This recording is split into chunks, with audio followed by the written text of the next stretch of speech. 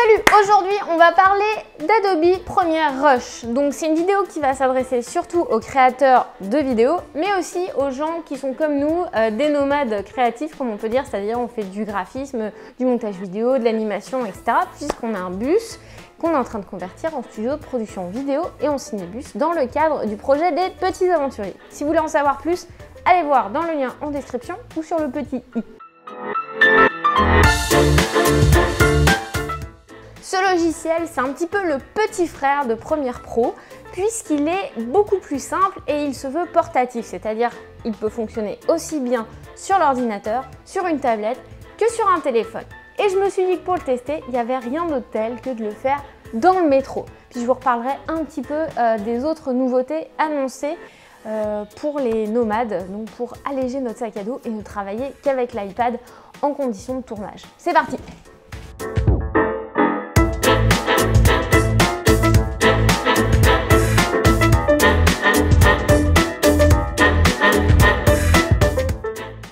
Le test dans le métro est fini, alors j'ai décidé de finaliser la vidéo ici puis de ne pas vous parler dans le métro parce que c'est compliqué, il y a du bruit, il y a du monde qui passe. Donc on va faire ça ici, puis en plus je peux enregistrer mon iPad depuis mon ordinateur, donc c'est un petit peu plus facile pour vous montrer toutes les fonctionnalités.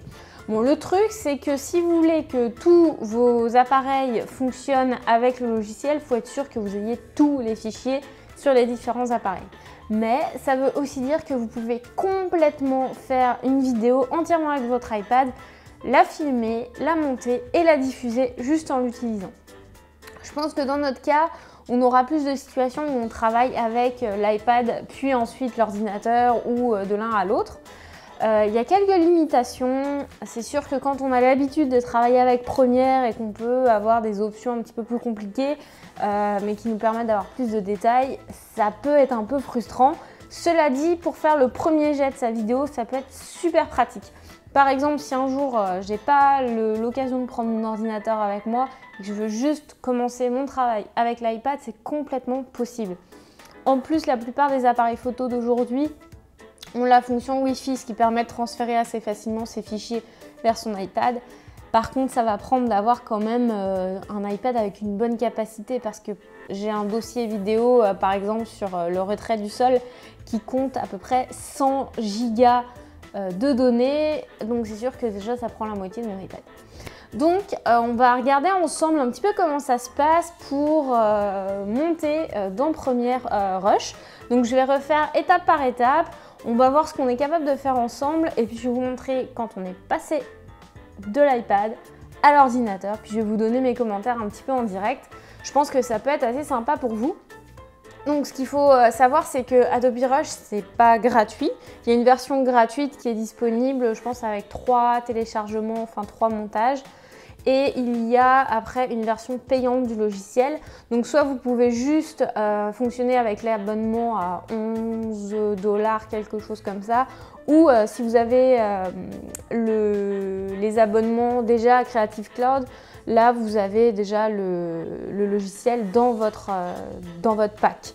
Nous on a Adobe Creative Cloud le pack puisqu'on utilise Premiere, After Effects, Photoshop, Illustrator dans le cadre de mon boulot et des chaînes vidéo, des chaînes YouTube. Donc pour nous, ça fait pas une grande différence. Si vous voulez avoir plus de détails, j'ai mis un lien en description vers leurs offres. Comme ça, vous pouvez faire le choix de le prendre ou pas. Donc ce qu'on va commencer par faire, c'est ouvrir le fichier dans Premiere Rush CC sur mon iPad. Donc là, j'ai ajouté plusieurs éléments. Donc la première chose, c'est que je peux choisir la direction, l'orientation de mon fichier. Donc j'ai inséré un timelapse, puis j'ai ajouté des effets, tout ça. Je vais vous montrer étape par étape. Donc là, on va le mettre en mode portrait puisque je voulais l'utiliser pour Instagram TV. Donc mon premier morceau ici, je vais supprimer le petit bout qui est là puisque c'est un morceau coupé de ça. Je peux agrandir en tirant sur ma languette le... Je vais vous montrer en dézoomant. On peut agrandir la section ou réduire la section. Donc là, je veux dérouler pour voir un petit peu plus clair et je peux voir que Muriel va commencer à parler à ce moment-là.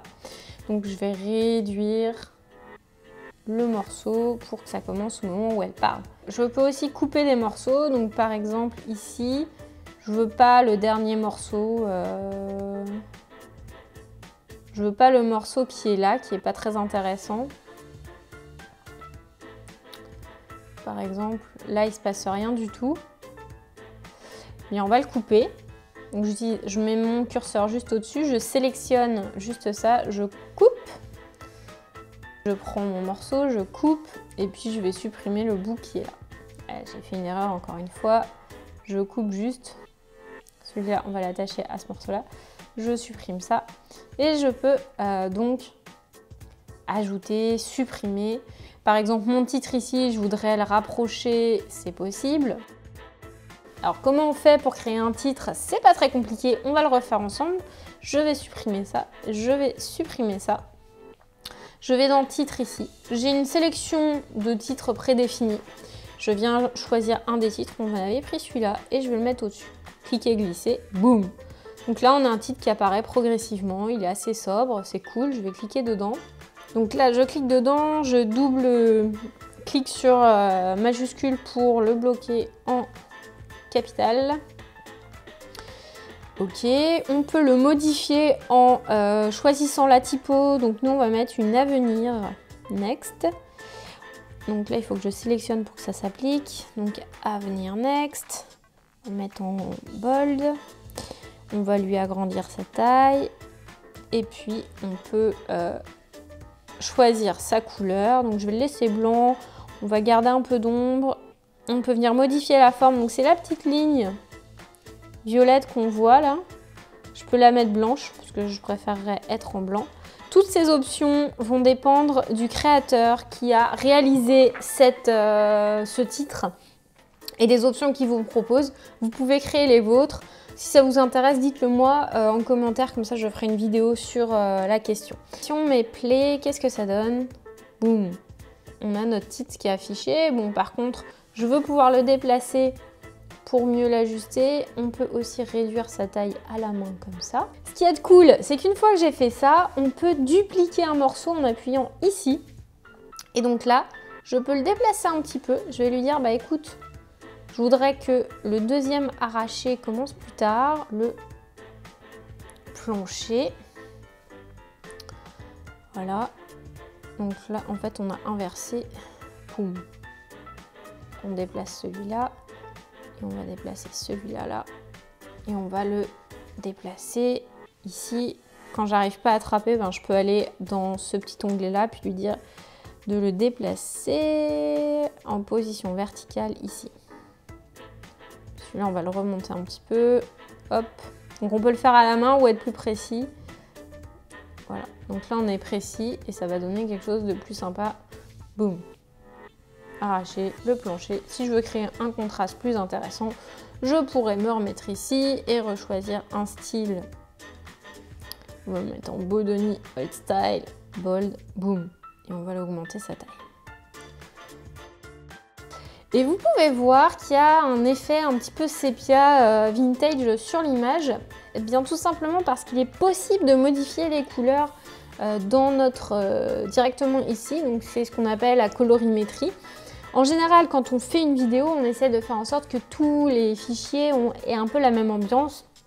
Ça peut être compliqué quand on utilise GoPro, un téléphone, un appareil photo. Là, ce qu'on fait, c'est qu'on peut le préparer. Donc évidemment, normalement, on le ferait dans Première et proprement. Mais quand on est dans la précipitation ou qu'on veut faire quelque chose de rapide, on peut passer par là.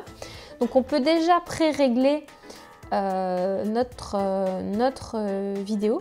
Donc là, normalement, la vidéo elle ressemble à ça. Il n'y a aucun effet. Mais je peux modifier ma température. Je peux venir choisir. Donc là, il n'y a pas d'effet. C'est moi qui crée mon effet. Je peux choisir de baisser la saturation. Je peux choisir de baisser le contraste. Je peux augmenter la décoloration pour donner un effet vintage, la netteté. On peut faire un petit effet vignettage si on veut, pour augmenter l'effet old style. On va augmenter le contour progressif. On va l'éclaircir un petit peu quand même au niveau de l'exposition. Voilà, donc là on a fait un effet, on va lui mettre un petit peu plus de orange. Et une fois qu'on est content, je peux cliquer sur les petits boutons là, créer une préconfiguration. On va l'appeler Vintage 2, puisque j'en avais déjà créé un. Je vais dans préconfiguration ici, et il est ici, Vintage 2. Et là, on a Vintage 1, donc je peux choisir entre les deux que j'avais créés. Et ici, sur le prochain, bah, je peux être soit sur l'ancien, soit sur le nouveau, soit sur rien, ou sur les prédéfinis. Donc c'est assez pratique pour donner un style rapidement à votre projet. Ensuite, on a les transitions. Donc j'en ai déjà ajouté une ici qu'on peut voir.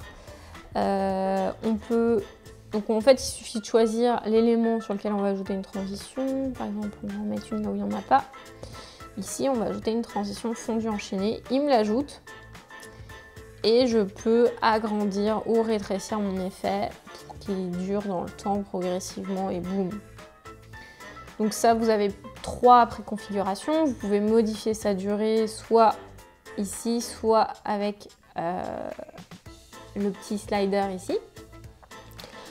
Donc ça, c'est les principes de base en montage vidéo. Ensuite, on a la possibilité de bloquer un élément. Par exemple, quand je modifiais mes choses ici, je pouvais afficher les cadenas, donc bloquer par exemple et être sûr que j'attrapais le bon fichier. On peut rajouter de la voix en cliquant ici, donc c'est une voix off, donc ici on va faire un commentaire. C'est parti. On a commencé par arracher la gomme et le vinyle, ça a été une étape vraiment difficile. Donc là on voit que l'audio a été créé. On va raccourcir puisqu'on ne veut pas le temps d'attente. Voilà. On peut zoomer pour être plus précis.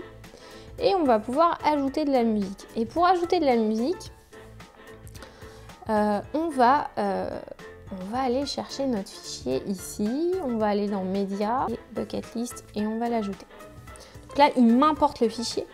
Et ce qu'il y a de très intéressant, c'est qu'il y a l'option d'auto-ducking. Alors, qu'est-ce que c'est que l'auto-ducking? C'est la façon...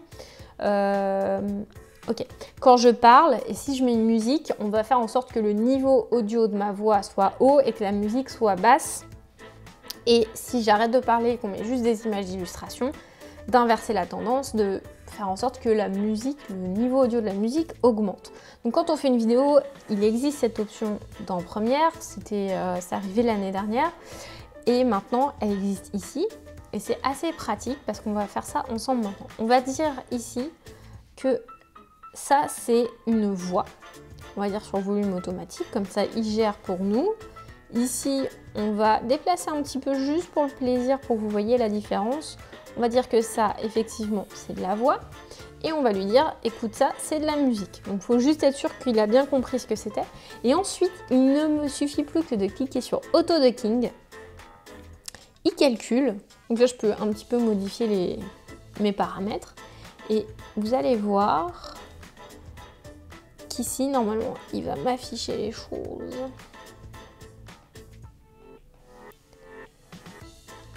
Donc en fait, ce qu'on va faire pour s'en rendre compte, c'est se mettre sur mon ordinateur puisque je suis en train d'enregistrer le fichier avec l'ordinateur, enfin l'écran avec l'ordinateur et ça m'empêche d'avoir le son. Normalement, il n'y a pas de problème. Donc on va pouvoir constater ici le niveau audio. On voit que la zone est foncée en bas, que ça fait comme une espèce de petite montagne ici. Ça veut dire que le son réaugmente et en bas ça redescend puisqu'il y a une voix à ce niveau-là. Et ça va remonter une fois que c'est fini. On va écouter ça ensemble. On va se mettre là pour que ça soit pas trop long.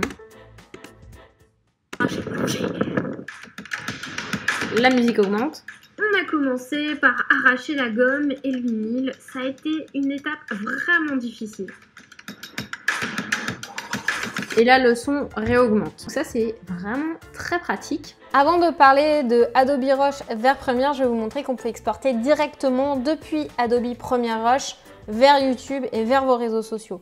Donc quand vous avez fini votre montage, vous allez dans Partager.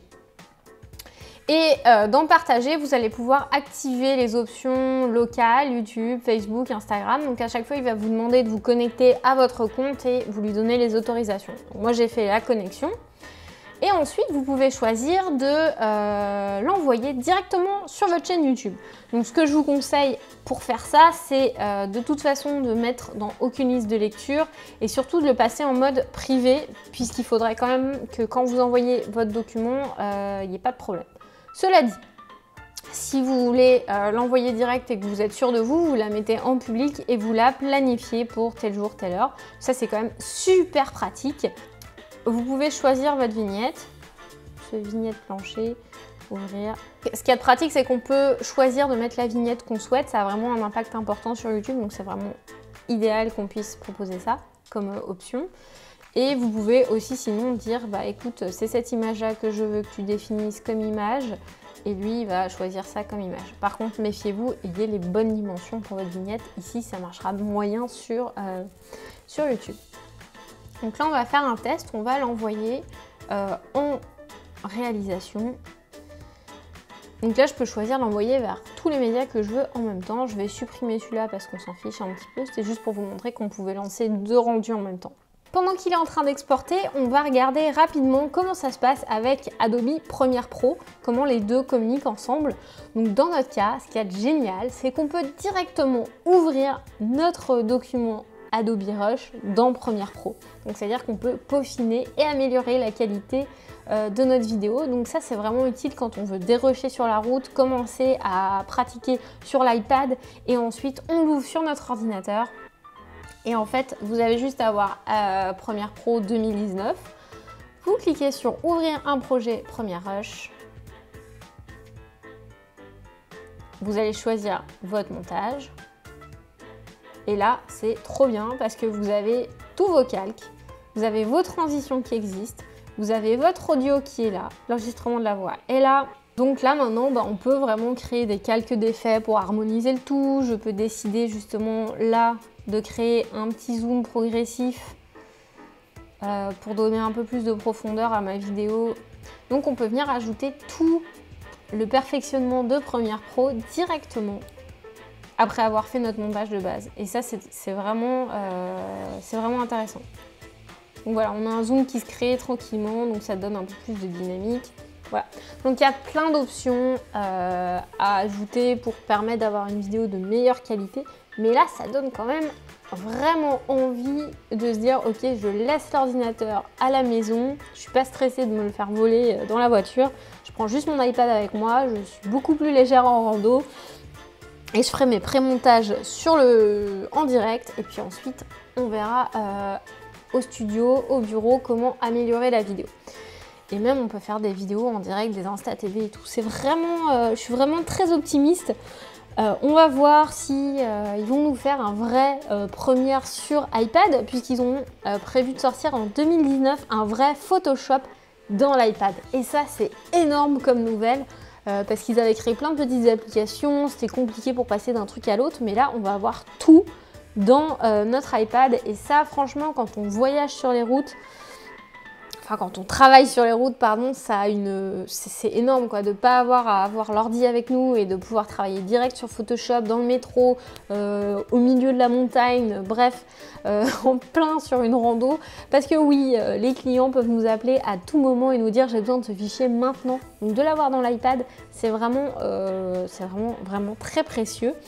Et il y a aussi une nouvelle application qui prévoit de sortir qui s'appelle Project Gemini, qui est une application de dessin qui, je pense, va essayer de concurrencer Procreate, qui est pour l'instant le logiciel un petit peu leader en dessin.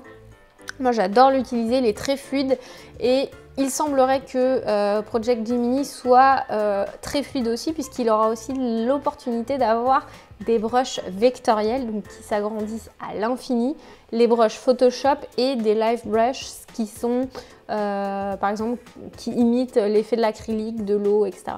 Donc il y a quand même pas mal de choses qui sont assez encourageantes sur les nouveautés Adobe de cette année. Donc les deux logiciels dont je vous ai parlé, les deux derniers, ne sont pas encore disponibles.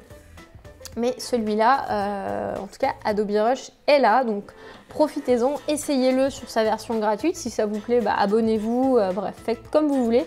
Moi, je vous le recommande, au moins de le tester pour voir si ça vous va. C'est une bonne alternative quand on ne veut pas entrer dans l'usine à gaz de Premiere Pro. Notre fichier est presque téléchargé. On va voir ce que ça donne. J'avoue que j'ai assez hâte de voir le résultat. Donc une fois qu'on a ça, il me propose de regarder la vidéo. Donc là, je peux valider qu'elle est bien. Et si elle est bien, je peux lui dire publier. Ce qui est un peu dommage, c'est qu'il ne me repropose pas de revoir les détails que j'ai demandé. Ça aurait été assez chouette qu'il refasse un résumé de ce que j'ai demandé comme préconfiguration. Parce que parfois les vidéos, ça peut être très long à publier. On va faire un test, hein. Je vais prendre le risque. Donc là, il m'envoie le fichier sur YouTube. Et on va regarder dans quelques minutes si elle apparaît bien sur notre compte et comment ça se passe. Si vous êtes un créatif, un créateur et que vous avez envie de voyager et de travailler sur les routes, vous pouvez nous rejoindre sur le courrier des voyageurs en roue libre. En fait, on va essayer de vous envoyer des astuces, des conseils pour améliorer votre façon de trouver des clients sur les logiciels, etc. Même vous envoyer des petits boosts de motivation de temps en temps. Donc c'est pas encore hyper développé, mais si ça vous intéresse, il y a le lien en description et on essaiera de vous aider à avancer sur votre projet. Et cette chaîne-là aussi va servir de support pour proposer justement des contenus sur les outils qu'on trouve qui sont intéressants pour vous. Et vous pouvez aussi suivre l'évolution de la conversion de notre autobus scolaire en cinébus et en studio de production vidéo. Et je peux vous garantir que c'est assez épique comme aventure, surtout qu'à la base on n'est pas des grandes bricoleuses et qu'on n'y connaît strictement rien en mécanique. Le transfert touche à sa fin. On va aller voir ce qui se passe sur YouTube, s'il m'a publié ma vidéo ou pas. Donc on va aller voir ça direct. Donc on voit qu'elle est bien en privé. Donc là elle est toujours en cours de traitement parce que YouTube a toujours un petit temps pour ajuster les vidéos. Mais il a l'air de me l'avoir publié. Donc mon titre est bien là. Ma description est bien là. Et puis on va aller voir ici si on a d'autres données intéressantes. Donc on voit... le test est bien là et qu'il est en train de me mettre la vidéo en ligne, donc c'est vraiment génial. J'ai pas à repasser par YouTube.